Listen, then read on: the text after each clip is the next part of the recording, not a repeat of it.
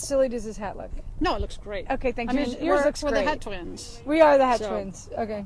1, 2. Did you get that mosquito?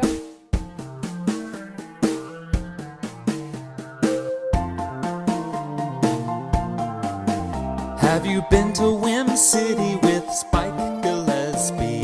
Here's your chance. Here's your chance. Here's your chance now.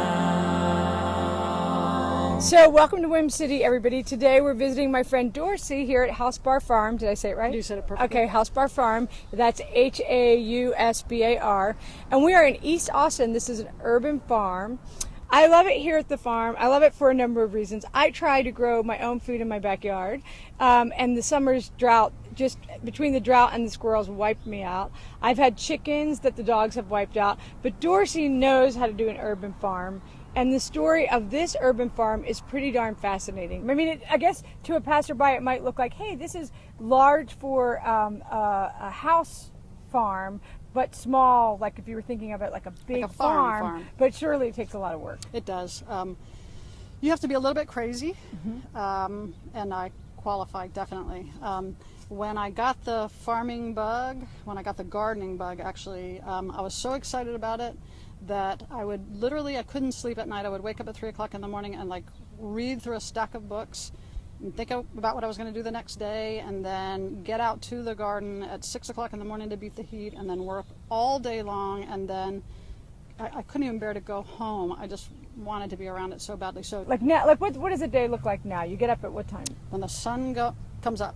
And do you because even the have to chickens set an have to go alarm, or outside. do the roosters wake you up? Or? I do set an alarm. Roosters start crowing around 5:30. I try to sleep through that. But as soon as the sun comes up, those chickens are wanting to go out, and they'll actually crush each other to death at the door to their hen house if you're not there to Oh, let like them a out. Who concert. Pretty much. It's almost identical to a Who concert. You can actually hear a little guitar kind of wailing in there sometimes in the morning. So, yeah, that's So you've got these amazing gardens, Yeah. and the chickens lay a lot of eggs, Yes. and the produce and the eggs go over to the restaurant. exactly. Then you also, do you personally slaughter the chickens? Yes, not on a regular basis, but it is something that Just I when they have irritate done. you? Okay, pretty much. You're so out of here, buddy. That's what I say, man. Don't cross me. Well, how is it slaughtering chickens? Life-changing Oh my experience. gosh, look at that! This is what they do every time we come in. There is definitely something that absolutely stirs like way down deep inside of you if you hold on to a baby chick and cuddle it and kiss on it and watch it grow, and then you take its life and then you eat it. You're never the same. It's the most amazing spiritual connection. I can't even describe it. It's not fun to kill things, but it sure makes you appreciate eating. So what's it like being worshipped by hundreds of chickens? Awesome. It's amazing.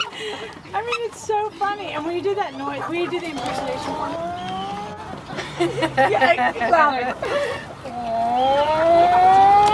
We got a lot of our language from chickens, actually, in the way they behave. It's actually really interesting. Things like mad as a wet hen and pecking order and cock of the walk and ruling the roost. All those things are from chicken relationships. And chickens have an absolute pecking order. The biggest and the toughest birds eat first and best. And the ones that aren't in the top of the ranks are on the outside right now. They're not allowed to come in here until these birds have eaten all they want, and then they'll be able to come in and kind of do the cleanup. And then also there's, I was going to say there's the expression bird brain. Bird brain? I had a bird brain moment where I couldn't think of it. Yeah, and yeah. So, but if they have bird brains, and bird brain means like not so smart, Right. are they just hardwired to have a pecking order? Yes. Yeah. And they keep track of who is who. They know who is going to come after them and who they should stay away from. And who, So who they these should guys catch. can differentiate all the other ones. Absolutely. No way. Absolutely. That is so. And it gets wild. reinforced all the time. I mean, they sit there, they will pick the head of the lower rung folks, so they're reinforcing. But do the lower rungs ever just like are they ever just like you and No, just fight back? They scream and then run away as fast as they can.